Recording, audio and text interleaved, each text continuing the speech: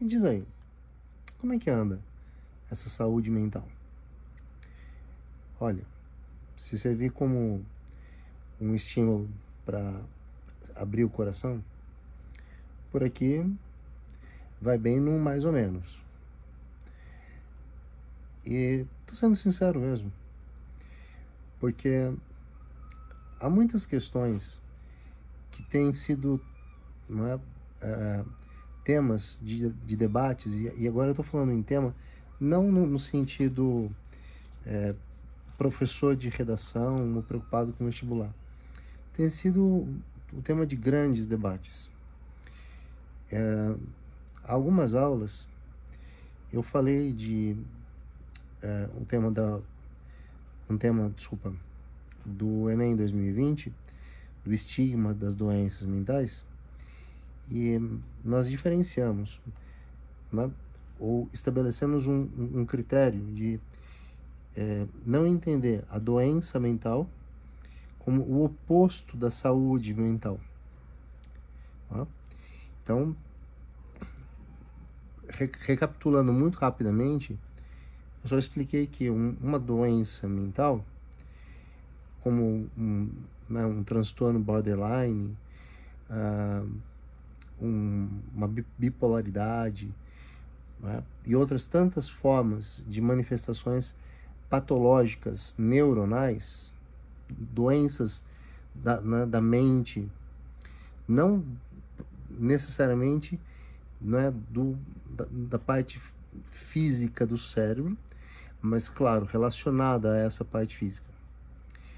Essas doenças representam uma discussão que, né, tem o seu lugar. Mas o que gerou muitas mensagens pedindo para que eu falasse um pouco mais a respeito, e que fique claro, a minha fala a respeito não é fala de nenhuma forma marcada por charlatanismo. É uma fala muito honesta de quem está no mesmo barco de vocês que pediram para que eu falasse mais a respeito. Eu tenho, uma experiência que eu espero que ninguém tenha, que é de um nível de esgotamento mental que, de certa forma, eu mesmo permiti que acontecesse. Porque vocês sabem que é uma tendência humana aprender sobre possibilidades de coisas ruins que nos aconteçam e deixarmos de meio que de lado pensando, comigo não vai acontecer, não. Vai acontecer com o outro, não comigo. E eu tive um episódio de burnout que deixou como consequência alguns tipos de toque. Claro que lida-se com tudo isso, né? E para se lidar com tudo isso, é preciso cultivar aquilo que eu quero comentar com mais profundidade: saúde mental. Né? Então, quando alguém ele é negligente com a sua saúde mental, não necessariamente é um doente mental. É alguém negligente com a saúde mental e pode sim desenvolver problemas. A ciência tem evoluído muito rápido sobre isso. O que eu posso trazer de concreto a vocês são estudos que chegaram até mim pela leitura do filósofo coreano Byung-Chul Han, não só em A Sociedade do Cansaço, mas principalmente em A Sociedade do Cansaço. Tá? Vejam, eu optei na minha vida por ser professor. E para ser professor e ter um padrão de vida condizente com o meu projeto de vida, eu precisava trabalhar muito. E nunca fui capaz de reconhecer que o meu esforço era muito mais complexo do que só a necessidade de ganhar dinheiro para viajar, que é coisa que eu mais gosto de fazer. Representava certos comportamentos que eu não era, né, ou processos mentais que eu não era capaz de identificar. Como, por exemplo, provar que a minha escolha de ser professor tinha sido uma escolha correta, né? E ela foi correta. Eu que não precisava provar isso para ninguém, né? O reconhecimento de que há limites que devem ser respeitados, os limites que vêm dos alertas do nosso corpo, né? Então, antes do burnout, eu desenvolvi pressão alta, fiquei pré-diabético, sabe? Foi uma coisa muito ruim na minha vida. E demorou um tanto até que eu me restabelecesse. O mundo, porém, não é muito compreensivo em relação a isso. Então, é quase que um instinto, e hoje, depois de ter passado por isso, eu observo, né? Nem sempre com a intimidade necessária para falar com alguém, mas observo como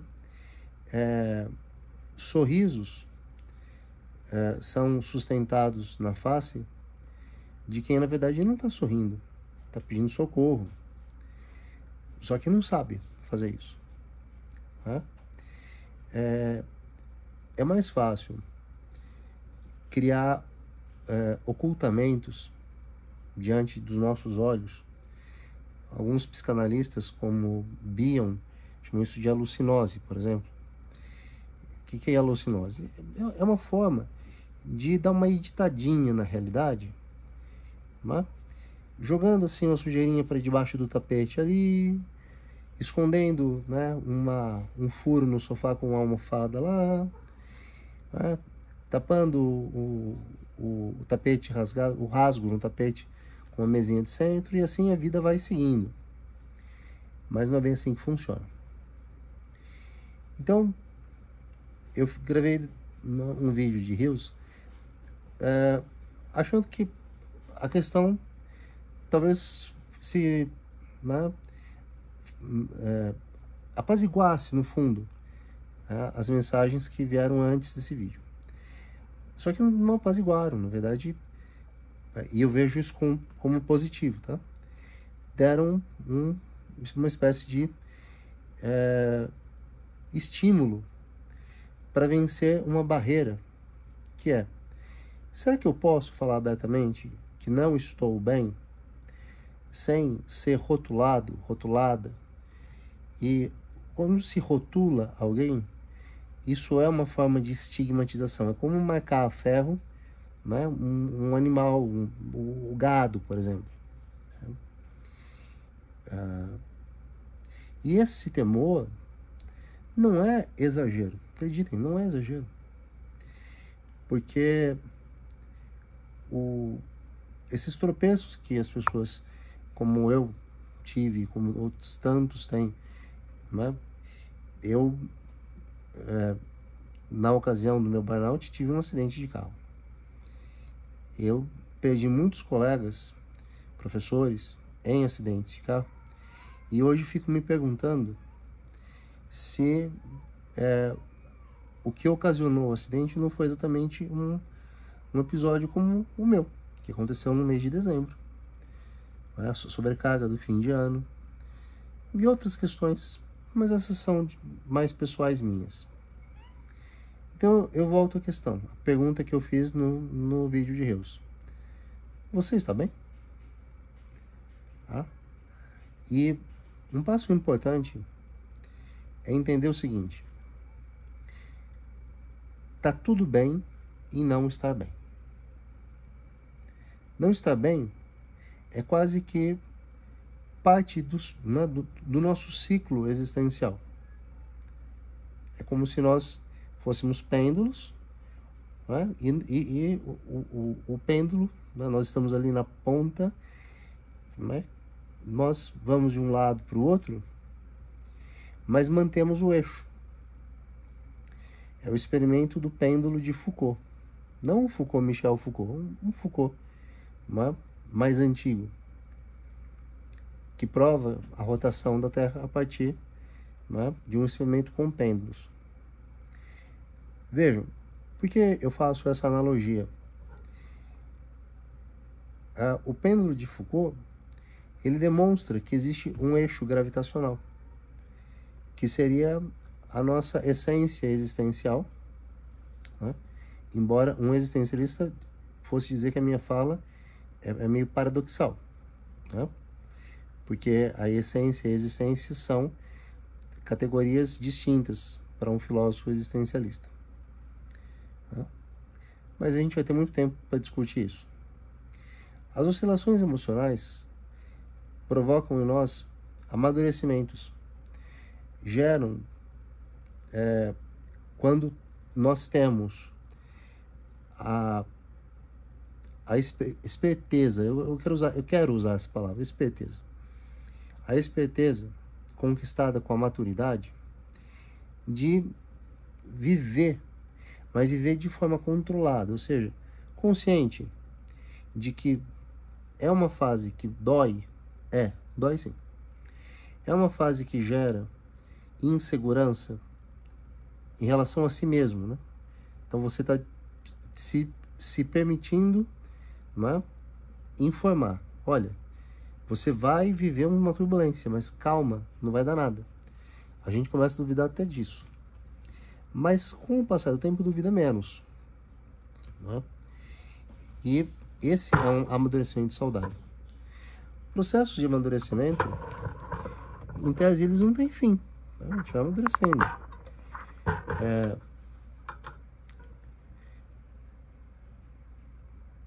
Ou nós paramos de nos permitir viver as experiências da existência.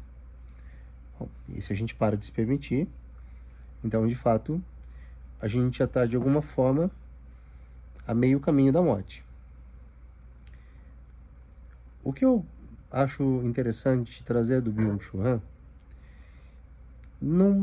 colocado do modo como eu vou colocar,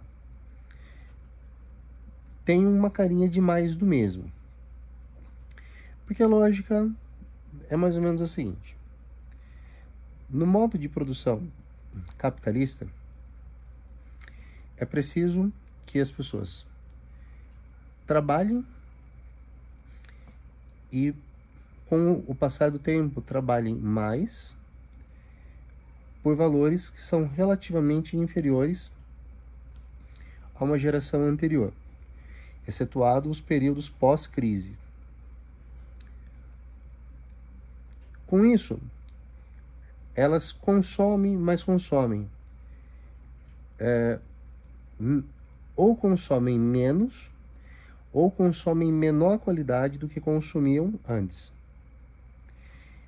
Então, vejam, trabalham mais, ganham proporcionalmente menos, por ganharem menos, a elas é ofertado um conjunto, um mercado inteiro, destinado à classe dos produtores, dos que vendem a sua força de trabalho. Acreditem no que eu vou dizer agora. Eu já tive essa conversa em sala de aula em dezenas de ocasiões, talvez até centenas. E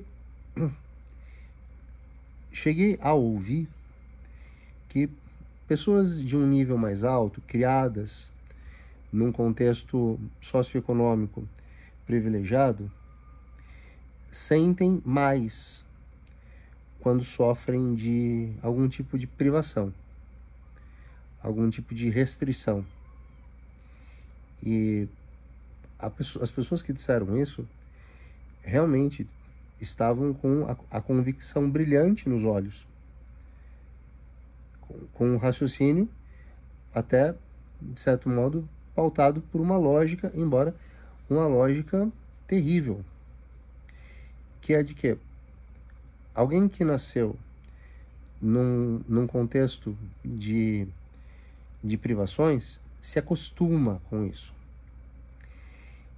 E, bem, eu posso até concordar que, em relação a luxos extremos, faz algum sentido. Mas não faz sentido quando o privilégio é, por exemplo, o privilégio de se alimentar, o privilégio de ter acesso a tratamento médico quando adoece, a condição de ter sono, poder dormir, porque não chega do trabalho após 3 horas em meios de transporte precarizados em grandes cidades, e quando pensam no dia seguinte, elas têm que contar com mais ou menos 3 horas, 3 horas e meia, porque elas têm que sair da casa delas e voltar. Então vejo que 25% do dia de uma pessoa, e eu estou falando de milhões de pessoas, é ficar dentro de um trem urbano, ônibus, metrô e tantas outras formas de transporte. Isso não é humano. Viver dessa forma não faz sentido. Então, os países que são realmente desenvolvidos já perceberam que é mais do que hora de rever certas políticas regulatórias do trabalho nas respectivas sociedades. Olha que interessante. As doenças do trabalho, por exemplo, eu vou dar 3 situações que geram afastamento. Um trabalhador operando uma máquina tem a mão moída por uma engrenagem. Uma secretária desenvolve lesão por esforço repetitivo de tanto que usa um mouse e sofre dores terríveis e também não consegue trabalhar, é afastada. E alguém com depressão profunda e tendências suicidas. 3 cenários. Notem que o capitalismo, vamos chamar assim, o capitalismo patológico, que adoece as pessoas, seguiu a mesma toada. Então, de início, nós tínhamos máquinas eletrificadas, mas não tínhamos ainda sofisticação eletrônica. Então, eram praticamente exclusivos casos de doenças similares, ou de problemas similares a uma mão esmagada.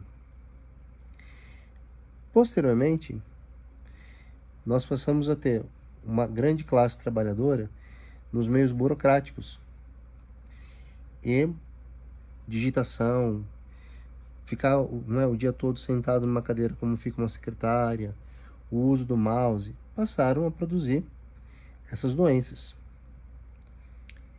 E hoje, com tecnologia relacionada à internet, inteligência artificial, trabalho remoto, as doenças passaram a ser de natureza neuronal.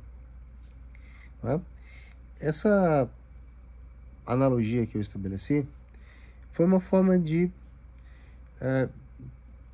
digerir o que está lá no livro A Sociedade do Cansaço, do Byung-Chul Han.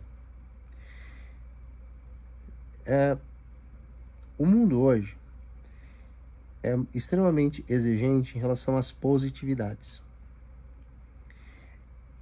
Para vocês que são mais jovens e que acompanham esse canal, talvez não faça muito sentido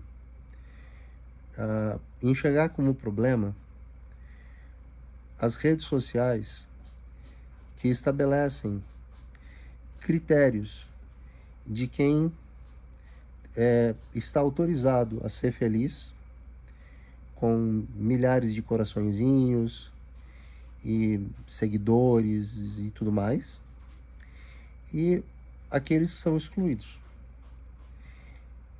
não encontrei uma estatística que mapeasse os usuários, né, do Instagram, que creio eu já sejam bem mais de 1 bilhão de usuários, e fizesse um escalonamento, um ranking. Tantos por cento tem até 1.000 seguidores, tantos por cento até 5.000, tantos por cento até 10.000, e até aqueles que têm mais de 1 milhão de seguidores. Agora, o interessante é que, para quem se sente na invisibilidade de uma vida instagramável, que é similar ao invisível social, não é? E ele é invisível por quê? Porque ele é invisível? Não. É porque o mundo está corrompido por uma cegueira moral. Fica a dica para quem quiser ler Ensaio sobre a Cegueira, de José Saramago, ou assistir ao filme, que, né, não parece ser uma dica muito comum de um professor oferecer, mas eu tenho que ser pragmático, é um livro difícil. Mas essa cegueira moral é que invisibiliza. Olha que interessante, né? O cego deixa de ser o prejudicado e passa a ser o causador de um prejuízo colateral ao da sua própria cegueira. Ele é um cego moral, veja, os olhos dele enxergam, mas do ponto de vista das suas atitudes, ele vai simplesmente ignorar a relevância de alguém segundo critérios que são absurdos.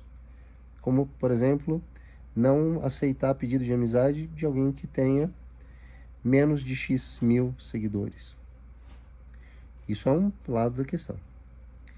E o outro lado é o que as pessoas invisibilizadas, tornadas invisíveis, fazem. Eu posso ter uma limitação de não conseguir entender que tipo de lógica bizarra impede que as pessoas, sem, vamos dizer assim, aceitação em redes sociais, continuam insistindo em estar lá, né? Porque, de um ponto de vista democrático, uma pessoa que se considera popular numa rede, ela está em pleno direito de aceitar quem ela bem quiser. Talvez ela ganhasse em assistir a um vídeo como esse para compreender. Olha, gente, um gato tinha ficado preso com a unha dele na cortina. Estava em sofrimento, eu ia ter que interromper a nossa aula, mas se soltou. Então, um indivíduo que escolhe esse parâmetro para decidir de quem quer se aproximar ou não, ele está amplamente coberto pelo direito de ser isso. E pode, inclusive, achar que o problema está naqueles que, por exemplo,